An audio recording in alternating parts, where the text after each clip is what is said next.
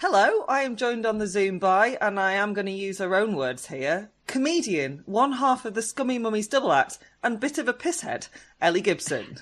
Hello! Yes, that's right. That's sort of, that's my shtick apparently now, drinking and comedy. I mean, let's just be honest about it. I accidentally, as Ellie said that, I tucked my hair behind my ears and raised my glasses in that kind of like Eric Morecambe way. Yeah, I think that's what Derren Brown would call a tell, isn't it? Does that ring a bell with you, Mickey, the drinking thing? Well, we'll get there. We'll get into it, yeah, I'm sure. Now, a lot of people go through the new year, new me motions, whether that's more exercise, less biscuits, a changing career, webs. But you have gone a step further and started a new podcast about sorting your shit out. It's called Sort Your Shit Out. Tell us a bit more about it, please. Yes, it is called that. And you say a step forward. I'd say it's more like 2 steps forward, 1 step back. Because, as you say, lots of people do like see January as a target. Like, right, I'm going to give up booze or whatever it is, sugar or whatever, for 30 days, And that's, I've done that before, and that's great. And if that works for you, that's great. But I've found that for me, having done that and tried that, it was great. But I never, at the end of the 30 days, sort of thought, oh, brilliant, I'm never going to drink again now. Because, as I do say on the podcast, I really like drinking. And I've always felt like, exactly. If I went to an Alcoholics Anonymous meeting, they'd be like, my name's Sonia and I've been alcoholic. And I'd be like, my name's Ellie and I really go drinking, I really like it. And then they'd throw me out, so I can't go. So, so I started like about just over a year ago, really. I started looking around for sort of resources about how to cut down on drinking. If you think it's out of control, but you sort of want to cut back. And even just having that question in your mind, I found, makes you kind of go, maybe I am an alcoholic. Like, it's one of those questions where if you have to ask the question, you know the answer. And I was like, oh, no. So I thought, well, who can tell me if I'm just a normal British pisshead or an alcoholic? And I was surprised at the sort of lack of stuff out there, really. So I thought, well, I'll just make a podcast. That's what middle-class people do now, don't they? If there's something you don't know anything about, you just make a podcast about it. Apparently that's the thing. But you're right about the information. It's very extreme, isn't it? It's either I'm an alcoholic, you go to Alcoholics Anonymous, seek medical professional help, all of that, or I'm sober and I don't look back and I don't miss it. There's very little on this whole kind of more... Oh, God, I'm going to sound like Gwyneth Paltrow. More sort of conscious drinking and being sort of... I'm sorry. Listen, if you say the word journey, I'm ending the Zoom call. That's it. I'm going to cancel the whole thing. So, Ellie, tell me about your journey. No. Oh, God. Sorry, what? Yeah, no, that's it. I think when I was looking around, as I say, it was like Adrian Childs, who actually we've just done a Scummy Mummies podcast with. Like, he did a TV show about it, and he's written a book, actually. We talked to him about his book yesterday, but the book wasn't out when I started on my journey. So, especially for women, actually, there's a lot of sort of, it's especially for mums as well, it's wine o'clock and, gin in a tin and Prosecco and all of that. And then at the other end of the spectrum, yes, you've got sobriety, and I've gone sober and I've never felt better. And again, good for those people. Yeah. I have absolutely zero problems with people going sober. I admire them very much. And many days I wish my brain worked like that, but it just doesn't, because we're all different, aren't we? So I'm in the middle. I'm like, I like drinking, but, I'd quite like to live long enough to drink more. And it's about finding that balance, isn't it? That's the balance. It's good to have ambition, Ellie. It's good to have ambition. That's the goal, yeah. Alcohol is an endlessly fascinating subject, particularly because booze is very much the British drug of choice. And it's seen as an acceptable drug of choice. Yes, I mean, it helps that it's legal. I think that is a big part of it, and it is very easy to get. I didn't realise till I started doing all this that, I just take it for granted you can go into a supermarket and just buy 1.5 litres of vodka, at 11 in the morning, no one bats an eyelid. And in places like Sweden, which as we all know is a socialist democratic paradise on earth, they have special shops and people drive to Denmark and things, and it's all a bit more controlled. So I think, there's a lot of things we could blame the government for. If we want. We haven't got time. Yeah. That's not even top of my fucking list. It's not even in the top 50, to be honest. There is that. But also we use it. And again, I only noticed this, when I started thinking about my own drinking more, for things like, obviously, celebrations. Oh, I'm sad because it's a funeral. Have a drink. Oh, I'm happy because it's a wedding. Have a drink. Birthdays, all of that. But even things like, I went on a cookery thing, like a knife skills course. And as I was taking my coat off, they said to me, "Oh, would you like a glass of wine?" And I was like, "No, I'm about to handle incredibly sharp implements, and I'm here because I don't know how to use them properly. Why would I want to impair my physical and mental ability at this moment?"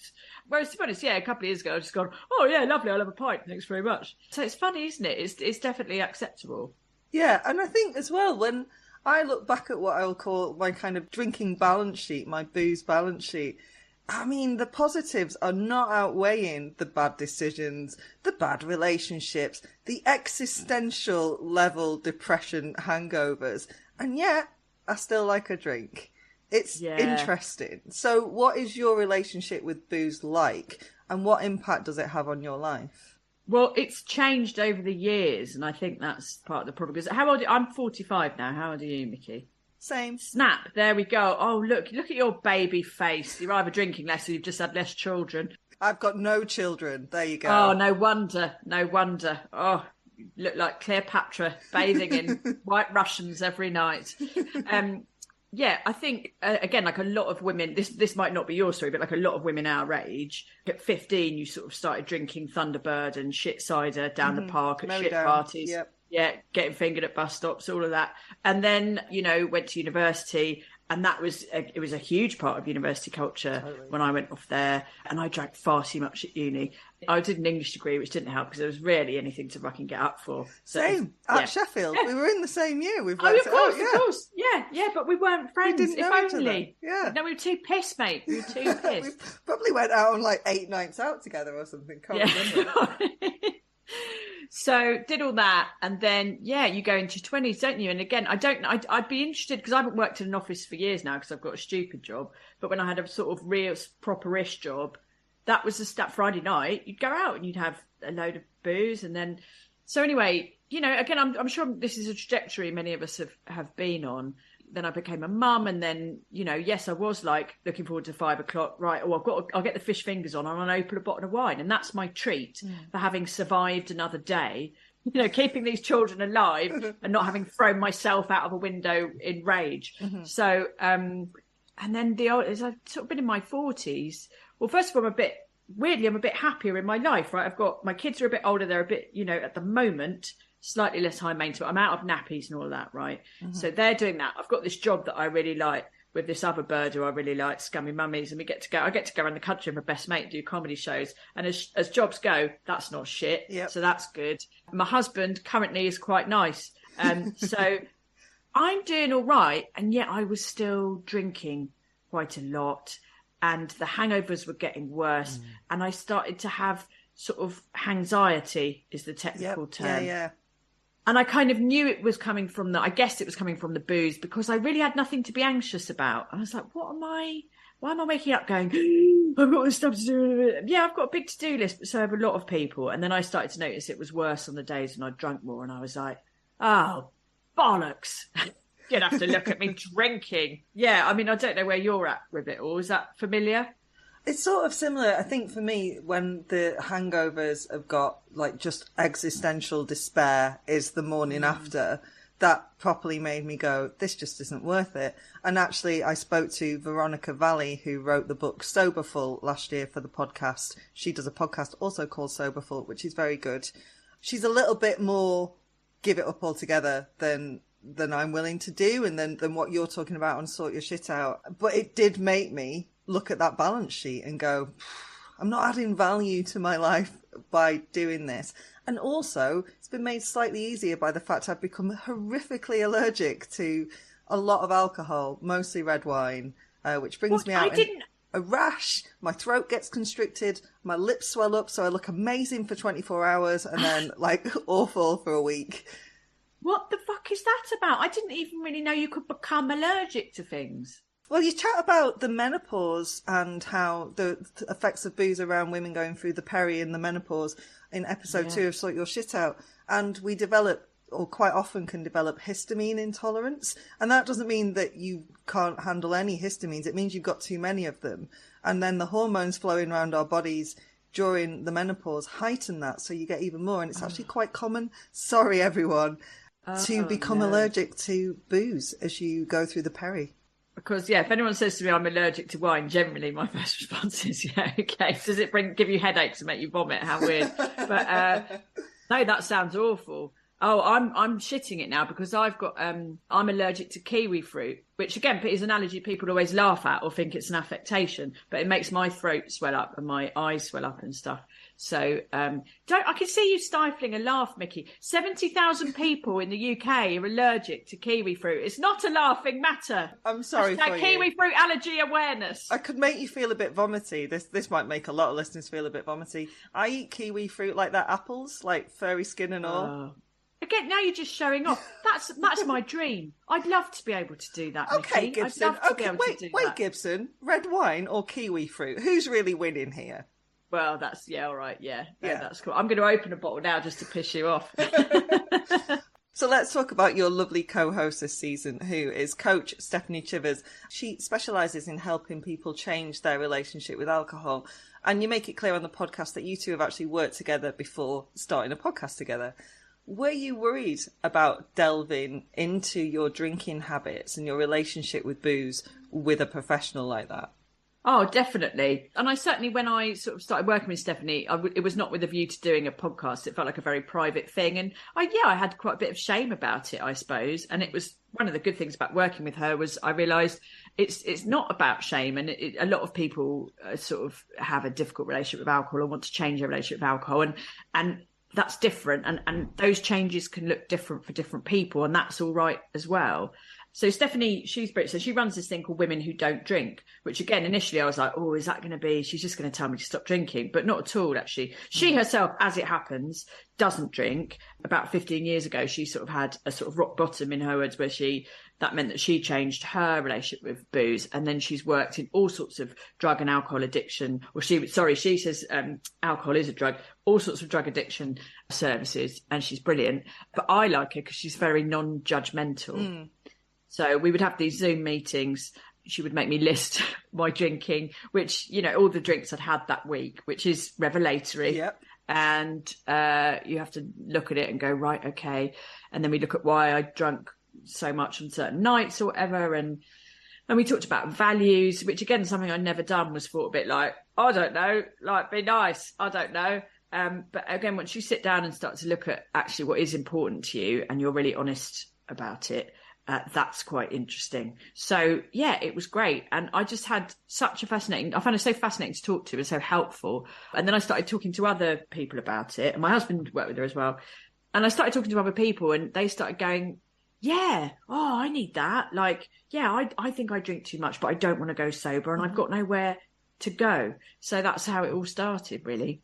You're quite often the voice in defence of alcohol on the podcast because, as you said at the top, as you say in your podcast, you still like a drink. I do love that Stephanie always goes, a drink, no, Ellie. A one drink, right? She's great. I love that she does it every single time you say that. Amazing. She's very on brand, yes.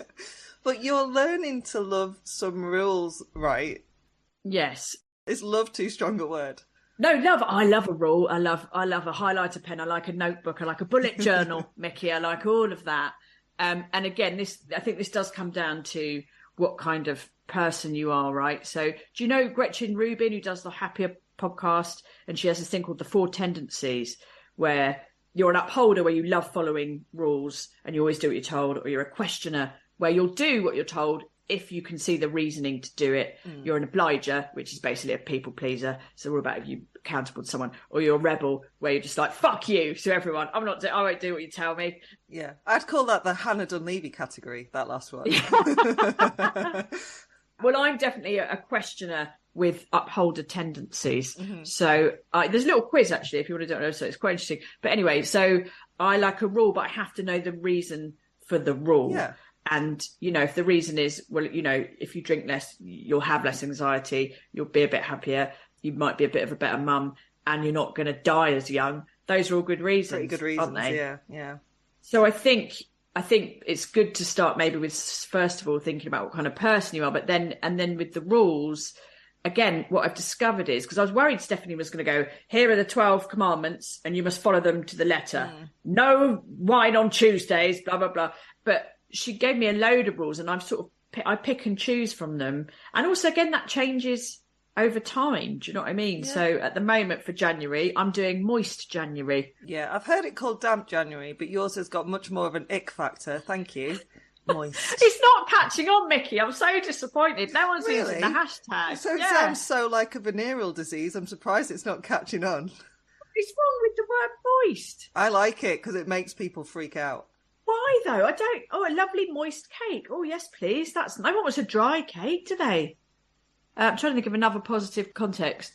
Moist hands. No, you're right. That doesn't work. Moist face. We all know where this is going. Everyone's switched off now. It doesn't matter what you say after this. No one is listening anymore. No, they started vomiting at the word journey and they haven't stopped anyway. So for January, I'm trying to do max 4 days a week, max 3 drinks at a time. Some weeks I've done better and I've only drunk 3 days. And like last Sunday, I had some friend rounds for lunch and I had a lot more than 3 drinks. But as I've learned, one of the good things about moderating versus giving up entirely is that you don't have to start from scratch if you fuck it up, you know, which again is going to work differently for some people. Some people might use that as an excuse to fuck it up every day. But I have a level of sort of guilt around that means if I fuck up, I can start again the next day and I don't feel like I fucked the whole thing and it's pointless and I might as well get shit-faced every day. So yeah. So I don't know, have you got any drinky rules, Mickey? I've started doing something which I quite enjoy because there's loads more alcohol-free options than there used to be if we'd done this even like 5 or 10 years ago, right? And they're delicious. So I really like Brewdog's Punk as Fuck, or Punk AF as they have it on the tin, so they can have it in supermarkets. And it's delicious. It tastes like a really tasty beer. And so if you're getting ready and you would usually have a drink while you were getting ready or open a bottle of wine or Prosecco or whatever, I have a couple of those. So I'm not prinking, as I believe the kids call it. Booze. Prinking. Pre-drinks. Oh, God. Is that it? Oh, yeah. Gosh, you are down with the kids. Right, I'm going to try that on my 11-year-old yet later. Yeah. I mean, and if he says yes, then probably have a bigger chat around that. But yeah, so I found that really helpful. And also being allergic to booze has proven really helpful to reducing, but I mean, I don't recommend it. And for a while, I took a couple of antihistamines and powered through like a brave little soldier. That's right. That's my girl. Come on. That's the sort of attitude that got Britain through the war. There we go. Exactly. Just power through. Medical disaster, never mind. Drink through it. Take medication. Exactly. But a nurse sat me down and just said, please stop doing that. Don't do that. And I was like, okay. It is kind of itchy, so there we go. Sorry, it's not funny. It is, I am going to put a kiwi fruit on this Zoom call if you keep mocking me. Don't. Someone did that to me once, again, when I had an office job. He didn't believe that I had a kiwi fruit allergy and thought I was making it up. And he went to the market and bought 3 kiwi fruit and hid them in my desk drawer. And then my eyes started like weeping and my throat swelled up. And just from looking he felt at them. incredibly bad. I can't be in the same room as a lot of them. They seem to have different levels of histamine. It's not always. But I've been in rooms and it started to happen. And I've gone, is there kiwi fruit in this room? And they've gone, I'm sorry, I can't not laugh. I could die. And if I believed in heaven, I'd be excited for that conversation at the pearly gates. Seriously, no, it is the world's fruit. It's the world's shittest superpower. I can detect a kiwi fruit sight unseen. We've gone wildly off topic, but I'm having a lovely time. Listen, you should have done the whole podcast about my kiwi fruit allergy. Maybe then we'd have something to talk about. Please come back and talk to me about that in more depth at some point. So obviously the first series of Sort Your Shit Out is focusing on balancing the booze. Can you give us a sneak peek into what other topics you will be covering as the seasons progress? No, because I haven't thought of them yet, really. I mean, it's a fair enough zero answer. No, at the moment, in all seriousness, Helen and I are, not to plug the show, but we're getting our greatest hits. We've been together as Scummy Mummies for 10 years now. It's amazing. So we're doing our greatest hits tour kicking off in February. We're just busy working out which of our many comedy songs about tits and wine are the best ones. So we're doing that. You could do like a Jive Bunny mega mix. Oh, we've got many mega mixes. Oh, we've got a little bit of Gruffalo stance here. Oh, we did an ABBA medley. Can you hear the mums in Nando's? It's all of that. It's very strong. Also, just for the listeners, I don't have children, but I fucking love a Scummy Mummy show. Joyous. Oh, Absolutely. Thanks, I mate. took my mates who had children, and they were like fucking on the floor when you were doing the song about getting a shoe on, and I was like, I'm having a lovely time.